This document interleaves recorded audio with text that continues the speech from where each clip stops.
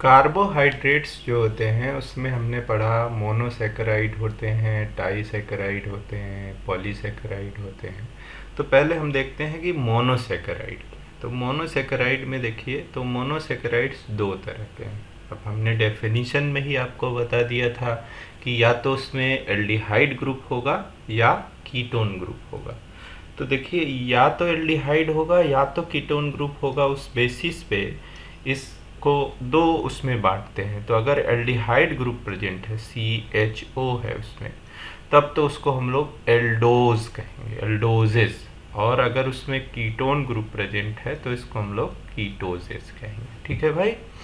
अच्छा, नेक्स्ट देखिए, तो इसमें अगर हम लोग एक मोनोसेकेराइड का एग्जाम्पल देखें तो पहले हम लोग देखते हैं कि 3 कार्बन की जो मोनोसेकेराइड्स होती हैं उनका उदाहरण देखते हैं। तो मोनोसेकेराइड्स को जब आप देखेंगे तो मोनोसेकेराइड्स में देखिए, तो 1 2 3, ठीक है, ये 3 कार्बन की शुगर है। तो इसको क्या कहेंगे भाई? हाँ प्रियंका बताइए। इसको कहेंगे ट्रायोज। ठीक है, लेकिन अब इसका ऐसे नाम क्या है? ग्लिसरल डिहाइड। ठीक है ना। लेकिन जो आपने बताया वो भी काम आएगा, वो साइंटिफिक नेम है। तो ग्लिसरल डिहाइड है ये। ग्लिसरीन यूज़ करते हैं ना हम लोग खूब सारा, ठंडी में जब चेहरा फटता है तो उसमें ऑयल वगैरह में मिला के लगाते हैं। ठीक है, तो ग्लिसरल डिहाइड है ये। तो ग्लिसरल डिहाइड में देखिए ये फंक्शनल ग्रुप कौन सा है? एल्डिहाइड है। तो इसका नाम कैसे दिया गया? देखिए, एल्डो ट्रायोज। 3 कार्बन की शुगर है, तो 3 कार्बन की शुगर है तो भाई ट्रायोज कहेंगे। एल्डोज क्यों लगाया, एल्डो क्यों लगाया? क्योंकि ये क्या है? एल्डोज शुगर है, एल्डो ट्रायोज। उसी तरह से देखिए यहाँ पे ये जो दूसरी शुगर दिखाई गई है, इसमें देखिए ये कौन सा फंक्शनल ग्रुप है? कीटोन है। क्या है ये? कीटोन है। तो इसीलिए इसका नाम क्या है?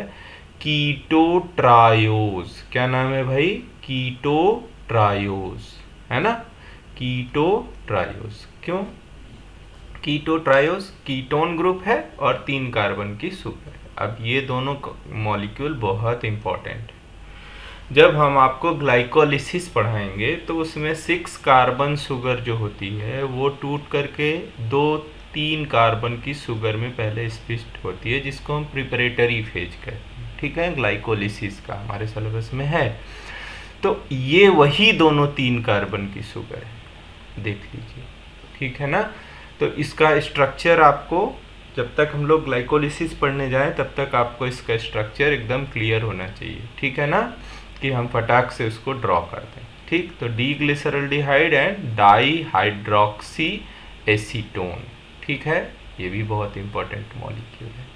अब आइए देखते हैं, अगर 4 कार्बन का हम लोग देखें या 5 कार्बन का, ये भी बहुत इंपॉर्टेंट है, बहुत कॉमनली यूज़ करते हैं हम लोग।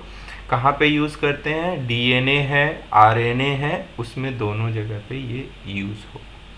अब ध्यान से देखना है, यहाँ पे देखिए, यहाँ पे जो आपको स्ट्रक्चर दिख रहा है इसमें देखिए एल्डिहाइड ग्रुप है कि नहीं? हाँ, एल्डिहाइड है। इसमें भी एल्डिहाइड है, हाँ एल्डिहाइड है। ठीक है, तो इसको किस ग्रुप में रखेंगे? एल्डोजेज में रखेंगे। किस में रखेंगे? एल्डोजेज में। तो अगर इसका नाम देना हो तो रुचि बताइए कैसे नाम देंगे इसका? कितने कार्बन की शुगर है भाई? 5 कार्बन की। तो हम अगर 3 कार्बन की थी तो ट्रायोज कहते थे, तो 5 कार्बन की रहेगी तो क्या कहेंगे? पेंटोज। ठीक है, उसके साथ साथ एल्डिहाइड ग्रुप है तो क्या कहेंगे? एल्डो पेंटोज, है ना। लेकिन देखिए इन दोनों में एक डिफरेंस है। यहाँ पे देखिए, यहाँ इस कार्बन पे C2 पे क्या है? OH ग्रुप है ही नहीं इसमें। ठीक है, तो इसीलिए हम लोग इसको क्या कहते हैं? 2-डीऑक्सी। 2 पोजीशन से क्या हो गया भाई? डीऑक्सी। एल्डो, एल्डो तो रहेगा ही, एल्डो शुगर है तो, और पेंटोज नाम दिया। अब ये इतना मैं इम्फेसिस दे के इसको क्यों पढ़ा रहा हूँ?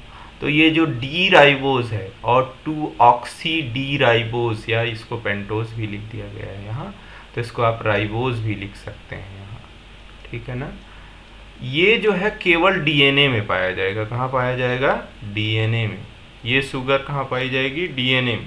देखिए राइबोज पेंटोज शुगर दोनों में पाया जा रहा है, डीएनए और आरएनए में भी, ठीक है। लेकिन आरएनए में क्या है, उसके 2 प्राइम पे OH ग्रुप है और डीएनए में OH ग्रुप नहीं है, इसीलिए नाम देते हैं डीऑक्सी।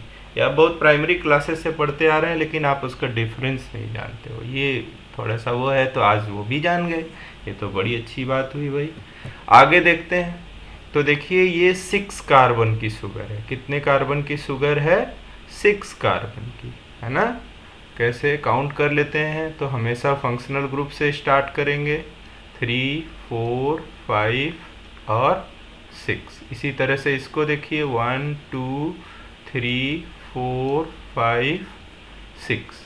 तो यहाँ पे देखिए, यहाँ पे फंक्शनल ग्रुप क्या है भाई, यहाँ पे फंक्शनल ग्रुप है एल्डिहाइड और कार्बन कितने हैं? 6। तो रीता बता रही हैं इसको कहेंगे एल्डोहेक्सोज, है ना। हेक्सोज, हेक्सा मतलब 6 कार्बन और एल्डो मतलब एल्डिहाइड। तो ये जो हम लोग डी ग्लूकोज, ग्लूकॉन डी लिखा रहता है ना, डी।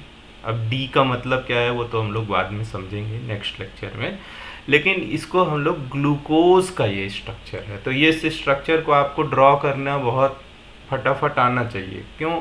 क्योंकि इसको हम लोग ग्लाइकोलिसिस में भी देखेंगे। अब इसको ड्रॉ करने में कोई रॉकेट साइंस तो है नहीं। ये स्ट्रक्चर पूरा देखिए यहाँ से यहाँ तक, इसमें कोई प्रॉब्लम नहीं है, सब OH OH ग्रुप लगाते जाना है। ध्यान देना है एल्डिहाइड के जस्ट बाद वाले में OH ग्रुप राइट साइड में रहेगा और उसके बाद वाला लेफ्ट साइड में और बाकी सारे राइट साइड में रहेंगे। तो इसको ड्रॉ करने का कोई अलग से वो नहीं है, आप जल्दी जल्दी इसको ड्रॉ कर सकते हैं। अच्छा, इसको देखिए, ये है क्या, सेकेंड कार्बन पे कीटोन है और 6 कार्बन की शुगर है, तो इसको क्या बोलेंगे भाई, कीटोहेक्सोज। और ये क्या है, ये शुगर 6 कार्बन की बहुत कॉमन है प्लांट्स में, है ना, इसीलिए इसको बोलते हैं डी फ्रक्टोज। और हम लोगों में जो ह्यूमन स्पर्म होता है उसमें एनर्जी सोर्स कौन होता है, डी फ्रक्टोज होता है, खूब सारा स्टोर होता है, ठीक है ना, ये याद रखिएगा। अच्छा, तो यहाँ तक सबको समझ में आ गया। अब हम लोग इसके बाद देखेंगे कि मोनोसैकेराइड्स के क्या क्या कैरेक्टर हैं। अद्वैता एकेडमी के सभी व्यूअर्स का बहुत बहुत धन्यवाद, आभार। आप हमें लाइक कर सकते हैं, शेयर कर सकते हैं। यदि आपको ये वीडियो, ये चैनल पसंद आया है तो आप इसे सब्सक्राइब कर सकते हैं। और बहुत महत्वपूर्ण है कि आप बेल आइकन दबाना ना भूलें, जिससे कि आप हमारे अगले वीडियो का अपडेट प्राप्त कर सकें। और सबसे इम्पोर्टेंट है कि आप जो है, आपको अगर इन वीडियोस में कहीं भी कोई प्रश्न लगता है या हमें, या आपको ऐसा लगता है कि छूट गया है, तो आप कमेंट सेक्शन में ज़रूर बताएं। बहुत बहुत धन्यवाद।